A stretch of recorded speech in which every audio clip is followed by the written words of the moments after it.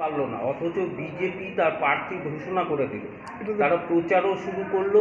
কতটা পিছিয়ে থাকলেন আপনারা? বিজেপি কিছু প্রার্থী ঘোষণা করেছে, তার মানে বিজেপি প্রস্তুত, এভাবে তো দেখা উচিত না। তাহলে তো বলতে হয় বিজেপি বাকি যেগুলোতে দেয়নি, 543টার মধ্যে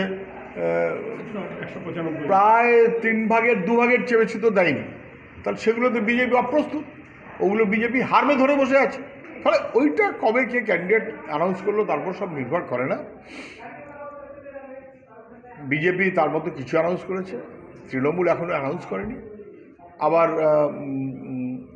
মিউনিসিপ্যালিটি ইলেকশানে ভোটের দিন ঘোষণার সাথে সাথে, ভোট ঘোষণার সাথে সাথে আমরা প্রার্থী দিয়েছিলাম। ফলে ওটা যখন যে যেরকমভাবে করেন, আমরা বিশেষ করে বিজেপি এবং তৃণমূলকে হারাবার জন্য সবাইকে একজোট করতে চাইছি, তার জন্য একটু আমাদের সময় লাগছে, সেইটা আমরা ইতিমধ্যে ঠিক করে ফেলছি। আমি জানি না, আপনি যদি দাঁড়াতে চান আপনি প্রস্তাব দিতে পারেন।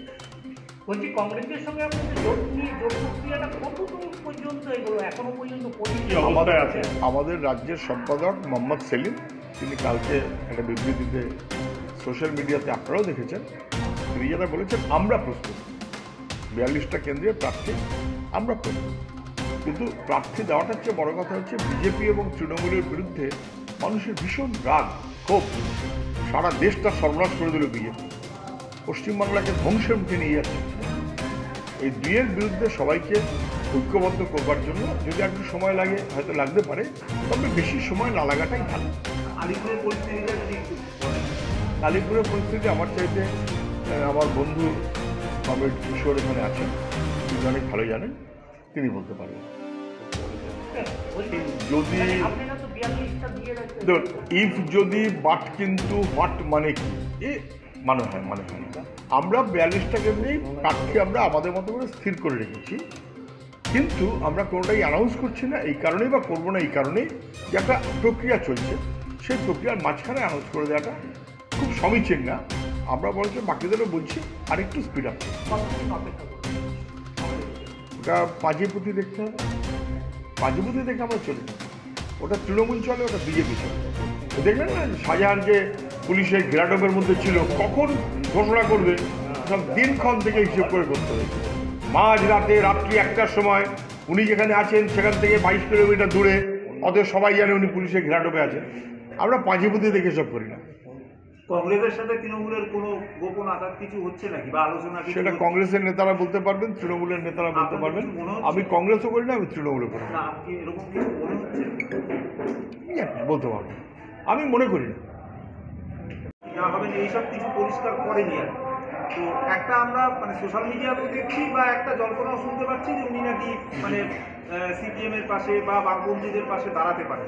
সেক্ষেত্রে এরকম যদি ইচ্ছা ব্যক্ত কিছু করেন, আমি এরকম কিছু জানি না যে আমরা বলেছি আপনি বিচারপতি ছেড়ে আমাদের সঙ্গে এসে ভোটে দাঁড়ান, বা উনি বলেছেন আমি ছেড়ে দিয়ে সিপিএম এর ভোটে দাঁড়াবো, এরকম কিছু শুনিনি।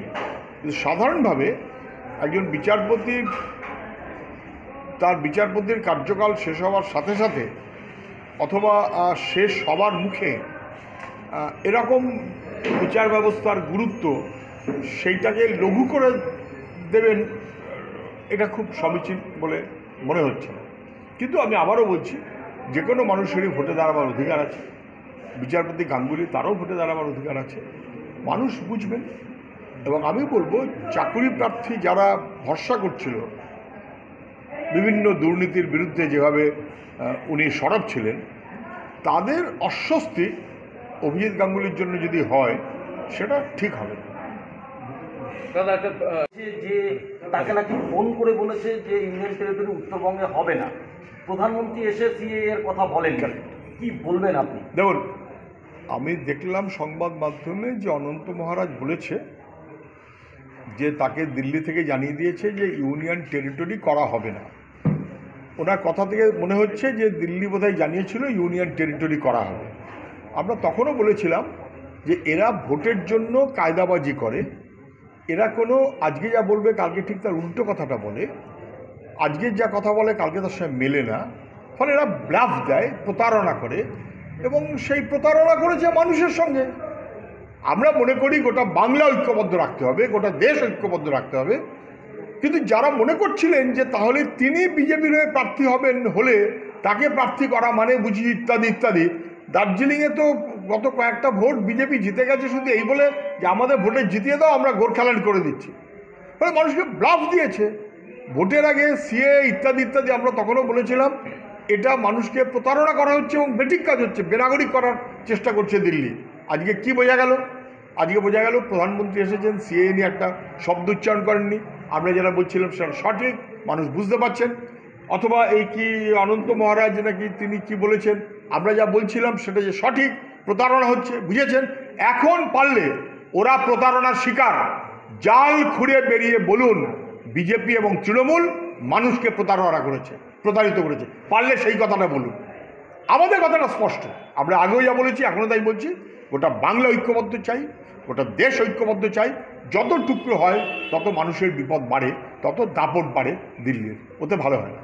লাস্ট প্রশ্ন সেটা হচ্ছে যে দেওয়া হয়েছে এরকম আরো 6টা এজেন্সিকে লাগানো হচ্ছে, কি বলবেন? জানি না, নির্বাচন কমিশন সম্ভবত কোনো এজেন্সিকে দায়িত্ব দিচ্ছে নির্বাচনের আয় ব্যয় ইত্যাদি ইত্যাদি সব ঠিকমতো করে দেখার জন্য।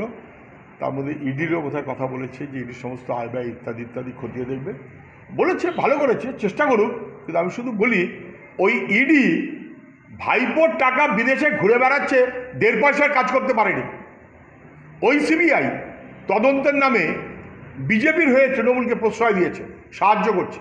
ফলে ইডি আর সিবিআই মানে সব স্যাক্রোস্যান্ট, তারা সব দারুণ করছেন, এরকম ভাবার কোনো কারণ আছে বলে আমি মনে করি না।